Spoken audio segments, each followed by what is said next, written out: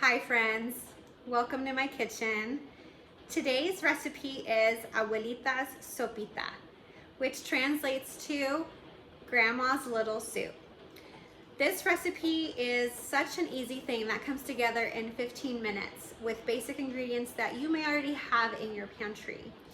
I chose this recipe because not only is it nostalgic for me to have this soup because my grandma used to make it for me, but it's also something that's very traditional and comforting in a Hispanic or Mexican home. I'm going to show you how to make the soup. I'm going to link the recipe, and I'm also at the end of the video going to show you how to figure out the carb count for any type 1 diabetics.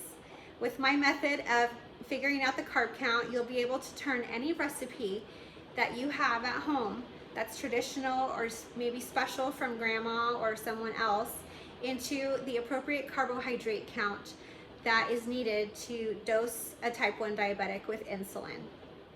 I hope you enjoy the recipe, and I hope you share it with someone that loves soup as much as I do. Get your ingredients ready. Start by getting your favorite stock pot and turning it on to medium-high heat. Add your olive oil. When it's ready and hot, go ahead and add your pasta. Be sure to save the label on the back because we'll need those carb counts for later.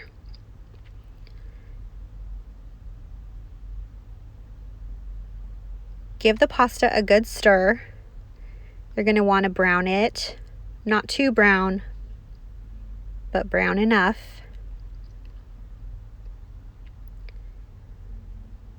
And then start adding your onion, garlic, and give it another good stir. Your house is going to smell amazing.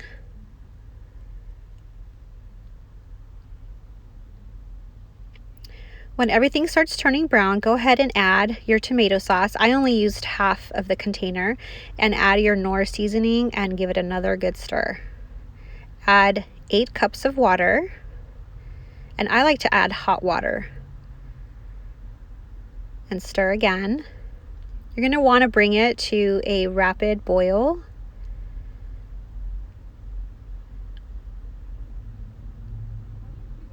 Once it starts rapid boiling, you may cover it and leave it covered for about 8 to 10 minutes.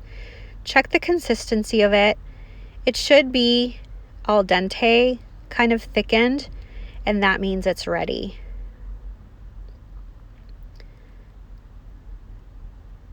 Look at those smiling faces. And there you have it, Abuelita's Sopita. So easy. And now we're going to use those labels. Not too difficult of a recipe, right? So to show you the math on how to come up with a carb count for our soup, I took all the ingredients that we used, I took the serving size down, the carbs per serving, and then how many servings we used. Not the servings that were in the container or servings inside the container, but just how many we used. So for the pasta, we used all 8 servings. So we used the entire bag of the pasta. For the tomato sauce, it says that I used 7 servings because that's what the can says if I was to use the whole can, but I didn't use the whole can. I only used half. So I'm going to count it as 3.5 because we only used half a can. For the Knorr seasoning, we used 4 teaspoons, and each teaspoon is 1 gram. So for this figure right here, I'm going to say that we used about 1 gram total. So all we're going to do is we're going to take these two numbers and multiply them. So 41 times 8 is 328. 3 times 3.5 is 10.5. And I'm going to count this as 1 because it's less than 1. So these are all in grams. So we add up all of our grams, 328, 10.5, 1, and we get 339.5. So basically 340 grams. So if we were to eat that entire pot of pasta that we made, we would consume 340 grams of carbs, but we're not going to do that. We're going to go back to our servings for our pasta, since that is our main ingredient and kind of the sustenance of this meal. We're going to take that number as our serving size. So we're going to take 340, and I guess I could do it down here. 340 divided by 8 is 42.5 grams. So for this meal, one serving of Abuelita Sopita is going to be 42.5 grams in carbohydrates. So that's how we get our answer. I hope this was easy for you to follow along.